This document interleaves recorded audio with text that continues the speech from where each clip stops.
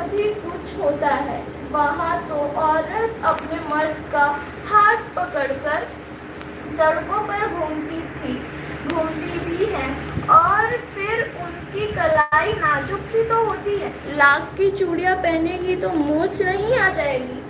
कभी कभी बल्लू मेरी अच्छी खासी खातिर भी करता। जिन दिनों उसकी गाय के दूध हुआ करता, वो मेरे लिए मलाई बचा कर रखता। और आम की फसल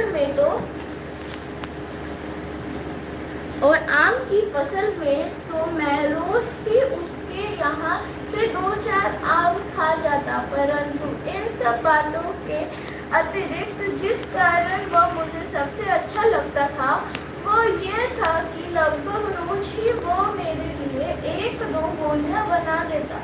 मैं बहुधा हर गर्मी की छुट्टी में अपने मामा के यहाँ चला जाता, और 2-3 बार ही मैं अपने मामा के यहाँ गया होऊंगा। तभी मेरे पिता की एक दूर के शहर में बदली हो गई, और एक लंबी अवधि तक मैंने अपने मामा के घर जाना छोड़ दिया। तब लगभग 8-10 वर्षों के बाद मैं वहाँ गया तो इतना बड़ा हो चुका था कि नाक की चूड़ियों में मेरी रुचि नहीं रह गई थी। अतः गांव में होते हुए भी कई दिन तक मुझे बल्लू का ध्यान न आया।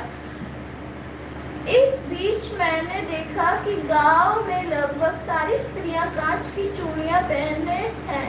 बिरला ही हाथों में मैंने लाख की चूड़ियां देखी होंगी। तब एक दिन सहसा मुझे बल्लू का ध्यान हो आया।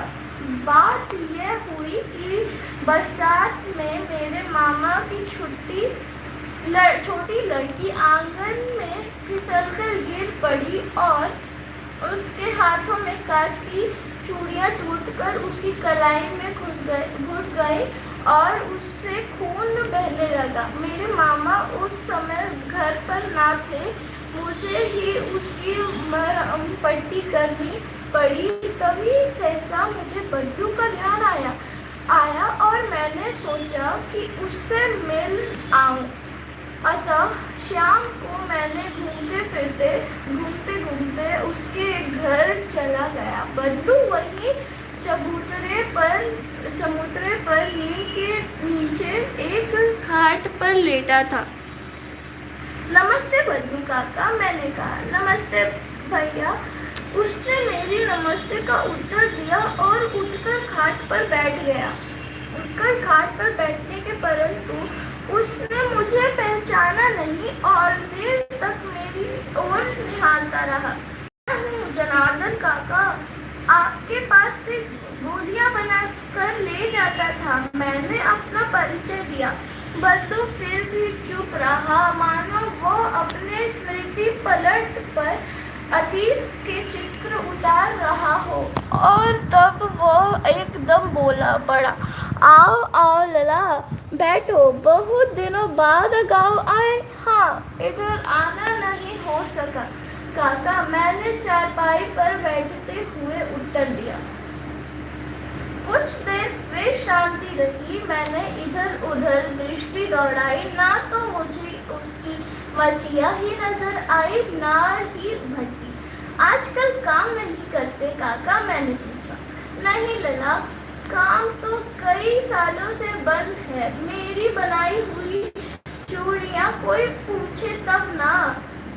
गांव में कांच की चूड़ियों का प्रचार हो गया है। वह कुछ देर चुप रहा, फिर बोला, मशीन युग है ना लला, आजकल सब काम मशीन से होता है।